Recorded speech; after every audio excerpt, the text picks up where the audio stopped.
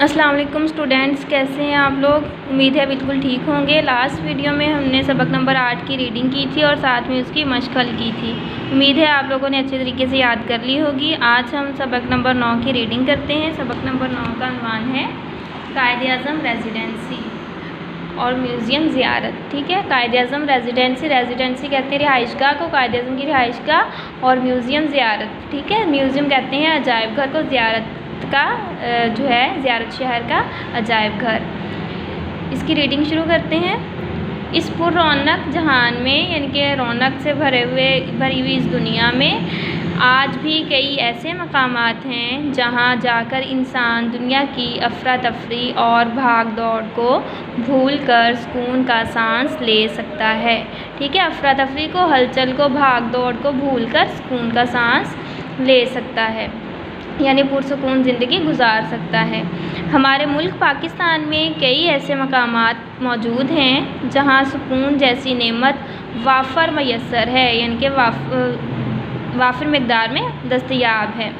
अगर पाकिस्तान के शुमाली इलाके कुदरती हुस्न से माला माल हैं तो पाकिस्तान के मगरब में वाक़ सूबा बलूचिस्तान के संगलाख पहाड़ों में भी पुरसुकून और सेहत अफ़ज़ा मकामात और वादियों की कमी नहीं है। ठीक है, अगर पाकिस्तान के शुमाली इलाकों में कुदरती हुस्न जो है वो वाफिर मकदार में मौजूद है, तो पाकिस्तान के मगरबी इलाकों में भी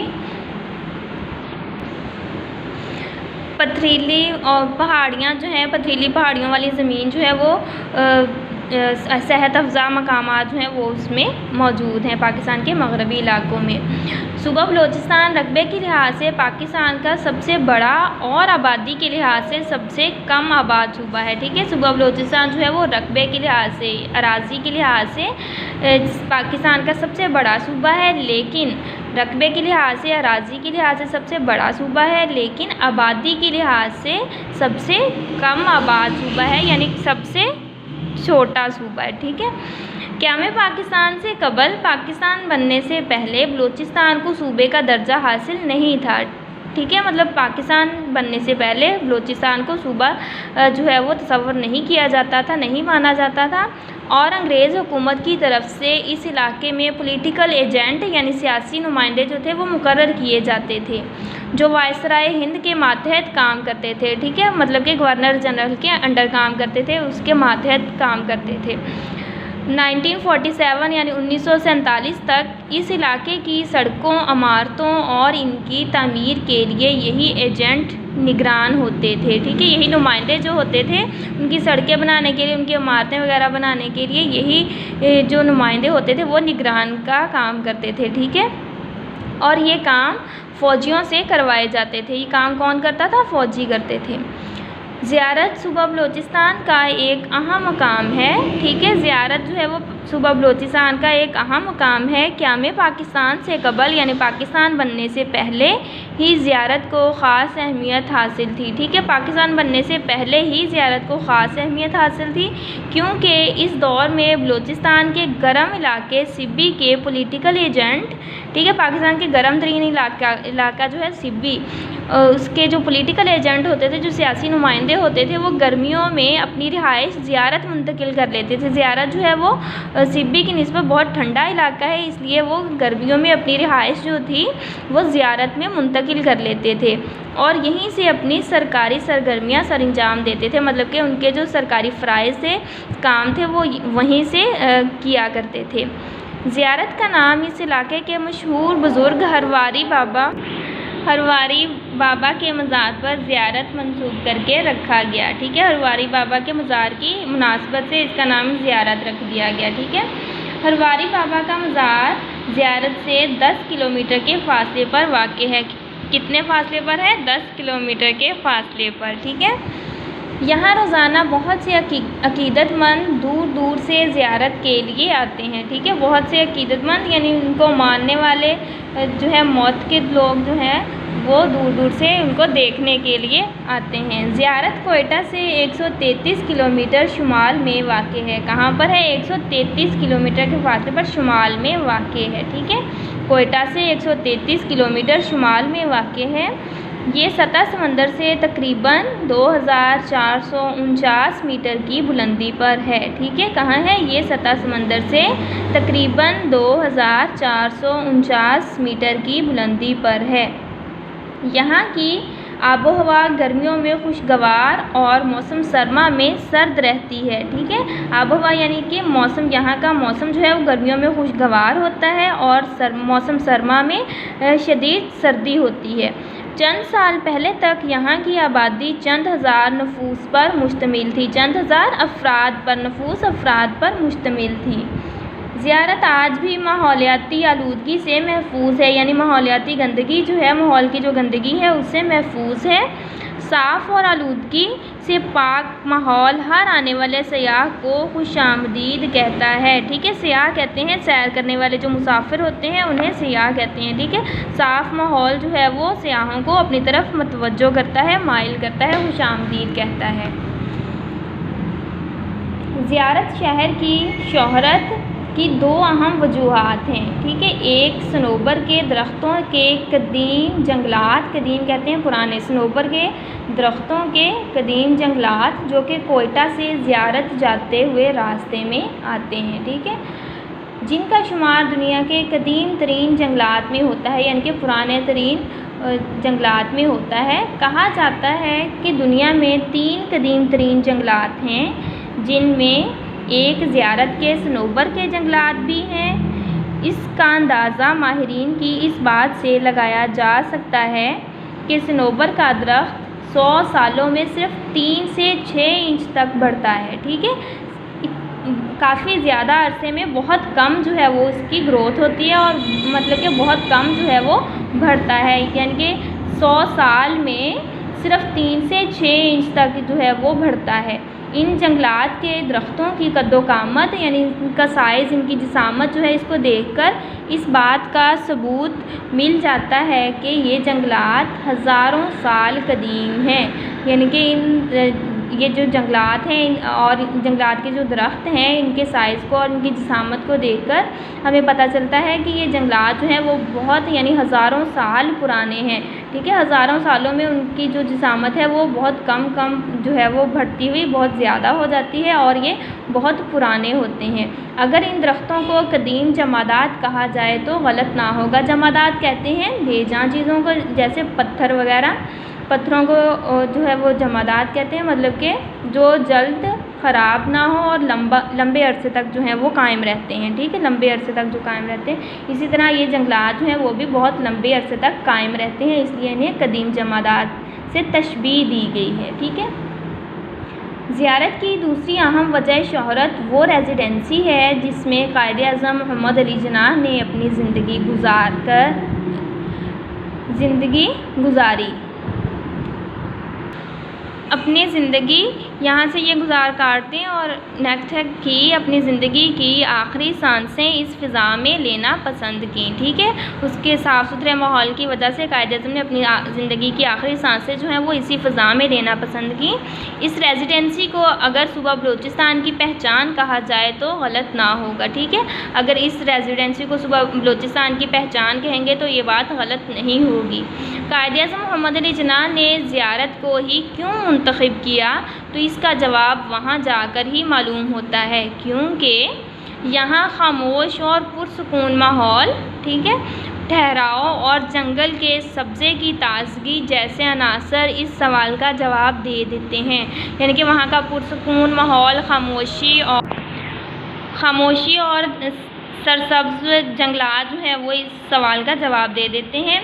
यहाँ शहरों की ट्रैफिक का शोर तो दरकिनार, यानी दूर की बात है, कोई ऊंची आवाज़ में बात या आवाज़ भी नहीं निकाल सकता। ठीक है, मतलब शहरों की तरह यहाँ पे ट्रैफिक का शोर तो बहुत दूर की बात, कोई ऊंची आवाज़ में बात भी नहीं करता। यहाँ का माहौल कुदरती तौर पर इंसान को अपनी आगोश में लेकर इसे ज़हनी सुकून देता है। ठीक है, अपने गोद में लेकर, अपनी आगोश में लेकर उसे ज़हनी सुकून देता है। ज़ियारत में कायद-ए-आज़म रेजिडेंसी की इमारत क़याम पाकिस्तान से कबल रेस्ट हाउस के तौर पर इस्तेमाल होती थी। रेस्ट हाउस के तौर पर मतलब क़यामगाह के तौर पर लोग वहाँ पे आकर रहते थे। इमारत बने 100 साल से ज़ायद अरसा गुजरने के बावजूद आज भी अपनी पुख्तगी यानी मजबूती की गवाही दे रही है। मतलब कि 100 साल गुजर गए उसे बने हुए, लेकिन आज भी उसकी पुख्तगी यानी उसकी मजबूती जो है वो कायम है। इस रेजिडेंसी का रकबा तकरीबन 1 कनाल है। ठीक है, कितना रकबा है इसका? 1 कनाल। इमारत की बैरूनी चारों इतराफ लकड़ी के स्तून खड़े हैं। स्तून कहते हैं खंबे को। ठीक है, चारों तरफ इसके लकड़ी के स्तून हैं। इसके पिलर भी कहते हैं इसे। इसके अलावा इमारत के अंदरूनी हिस्से में लकड़ी का वाफिर इस्तेमाल किया गया है, यानी कि काफ़ी मिकदार में इसका इस्तेमाल किया गया है। फर्श, छत और जीना सब लकड़ी से बने हुए हैं। जीना मतलब सीढ़ियाँ जो हैं सब लकड़ी से बने हुए हैं और इन पर लकड़ी का काम बहुत खूबसूरती से किया गया है। इमारत की निचली मंजिल में एक बेडरूम, ड्राइंग रूम और डाइनिंग रूम है।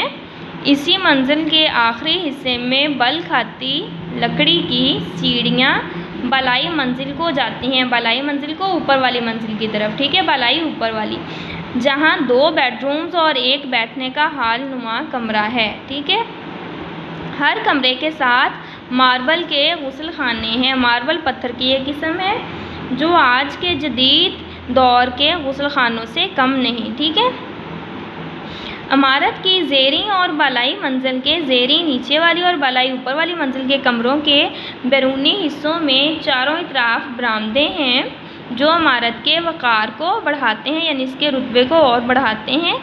रेजिडेंसी की छत के अंदरूनी हिस्से में लकड़ी और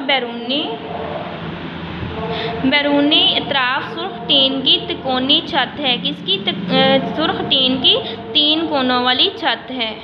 इमारत की तामीर कायदे-आज़म की बारोब शख्सियत का एहसास दिलाती है। बारोब यानी रोबदार शख्सियत का एहसास दिलाती है।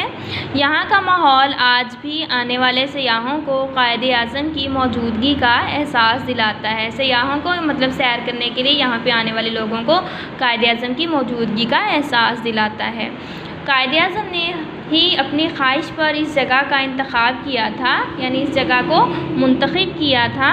उन्होंने अपनी छोटी बहन फ़ातिमा जना और चंद मुलाजमीन के साथ इस रेजिडेंसी को अपने क़याम का शर्फ बख्शा। ठीक है, उन्होंने अपनी छोटी बहन फ़ातिमा जना और चंद मुलाजमीन के साथ इस रिहाइशगाह को अपने क़याम का यानी ठहरने का शर्फ बख्शा और वफ़ात से चंद घंटों पहले तक रेजिडेंसी में रहे। ठीक है, मतलब कि वफ़ात से चंद घंटे पहले तक वो इसी रेजिडेंसी में रहे। रेजिडेंसी के अगले हिस्से में वसी लॉन है और इर्द गिर्द दरख्तों के झुंड ने इमारत को घेर रखा है। मतलब बहुत सारे दरख्त जो हैं उन्होंने इमारत को घेर रखा है। लॉन में आज भी खूबसूरत फूलों से क्यारियों की सजावट की गई है।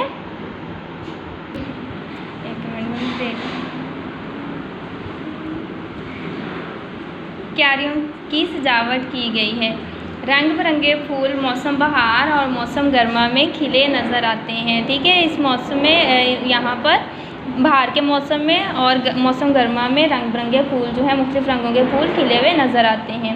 रेजिडेंसी का हर कमरा बड़ी सादगी और नफासत से सजा है। नफासत से उम्दगी से। ठीक है, बड़ी सादगी और उम्दगी से सजाया गया है, जिसको देखकर एहसास ही नहीं होता कि इतने सालों से इसे रिहाइश के लिए किसी ने इस्तेमाल। इस रेजिडेंसी को इतनी नफासत और सादगी से, इस कदर नफासत और सादगी से और उम्दगी से जो है वो सजाया गया है कि इसको देखकर एहसास ही नहीं होता कि यहाँ पर सालों से रिहाइश के लिए इसको इस्तेमाल किया जाता है। ठीक है, अब इस रेजिडेंसी को म्यूज़ियम में तब्दील कर दिया गया है। म्यूज़ियम में यानी अजायब घर में तब्दील कर दिया गया है। अजायब घर या म्यूज़ियम उस जगह को कहते हैं जहाँ पर नायाब और कीमती चीज़ें या फिर तारीख़ी चीज़ें जो हैं वो रखी जाती हैं, जहाँ कायदे-आज़म के ज़ेरे इस्तेमाल अशिया को नुमाइश के लिए रखा गया है। कायदे-आज़म रेजिडेंसी से 5 किलोमीटर के फासले पर एक पहाड़ी पर वाक़ एक मशहूरकुन वादी ज़ीज़दी है। ठीक है, एक मशहूरकुन वादी यानी जादुई असर रखने वाली दिलकश वादी है। उसका नाम क्या है? वादी ज़ीज़दी। यहाँ ज़िले इंतज़ामिया यानी ज़िले की इंतज़ामिया का एक रेस्ट हाउस है। इस जगह की सबसे दिलचस्प बात यह है कि यहाँ से आप नीचे की जानब वादी में देखें तो देवकामत यानी बहुत बड़े दरख्तों और पहाड़ों में घिरी पहाड़ी का मंज़र एक प्याले की शक्ल में नुमायाँ होता है। यानी कि वादी में देखें आप, वहाँ से ऊपर वाली वादी की तरफ देखें तो आपको वहाँ पे बहुत बड़े बड़े दरख्त और पहाड़ों में घिरी हुई जो पहाड़ी का मंज़र है वो एक प्याले की शक्ल नज़र आती है। ठीक है, एक प्याले की शक्ल। अब हम इसकी मश्क हल करते हैं। आपने इस सबक की इमला जो है, मुश्किल अल्फाज जो है वो अच्छे तरीके से याद करने हैं और इसका पहला पैराग्राफ जो है उसकी इमला आप लोगों ने लिख के देखनी है, ज़ुबानी लिखने की कोशिश करनी है।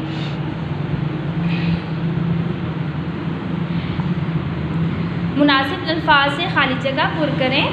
पाकिस्तान के डैश इलाके कुदरती हुस्न से माला माल हैं। कौन से इलाके? शुमाल पाकिस्तान के डैश में वाक़ सूबा बलूचिस्तान में भी पुरसुकून और सेहत अफ़ज़ा मकामात हैं। कहाँ पे? मग़रिब में वाक़ सूबा बलूचिस्तान में भी पुरसुकून और सेहत अफ़ज़ा मकामात हैं।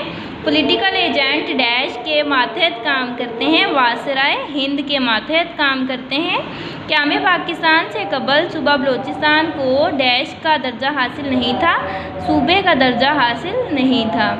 डैश सूबा बलूचिस्तान का अहम मकाम है, ज़ियारत सूबा बलूचिस्तान का अहम मकाम है। ज़ियारत डैश से 133 किलोमीटर शुमाल में वाक़ है। ज़ियारत कोयटा से 133 किलोमीटर शुमाल में वाक़ है। ज़ियारत सतह समंदर से तकरीबन 2449 मीटर की बुलंदी पर है। ठीक है, सतह समंदर से। कायद-ए-आज़म रेजिडेंसी का रकबा तकरीबन डैश कनाल है, 1 कनाल है। कितना है? 1 कनाल। कायद-ए-आज़म रेजिडेंसी इमारत की बैरूनी चारों अतराफ़ में लकड़ी के सतून खड़े हैं। किसके सतून हैं? लकड़ी के। कायद-ए-आज़म रेजिडेंसी को डैश में तब्दील कर दिया गया है, म्यूज़ियम में यानी अजायब घर में तब्दील कर दिया गया है। वादी अज़ीज़ी कायद-ए-आज़म रेजिडेंसी से डैश किलोमीटर के फासले पर एक पहाड़ी पर वाक़ है। वादी अज़ीज़ी कायद-ए-आज़म रेजिडेंसी से 5 किलोमीटर के फासले पर एक पहाड़ी पर वाक़ है। ठीक है, अब अगला सवाल देखें इसका। दिए गए अल्फाज की जमा लिखिए। उन्होंने लिखा हुआ है, लेकिन यहाँ पे आप लोगों ने अल्फाज की मुतज़ाद लिखनी है। ठीक है, अल्फाज के मुतज़ाद लिखने हैं। ठीक है, दिए गए अल्फाज के मुतज़ाद लिखें। ठीक है, ये उन्होंने हेडिंग गलत दी हुई है, आप लोग लिख लें। दिए गए अल्फाज के मुतज़ाद लिखें यानी इसके उलट लिखें। शुमाल, जनूब, कम, ज़्यादा, ख़ास, आम, दूर, नज़दीक, आखिरी, पहला, सर्द, गर्म, मशरिक़, मग़रिब। ठीक है, अब आप लोगों ने इसकी इमला और इसकी खाली जगह और इसके ये जो है मुतज़ाद अल्फाज ये अच्छे तरीके से याद करने हैं। बाकी मश्क जो है वो हम इसकी कल या अगली वीडियो में सॉल्व करेंगे। अल्लाह।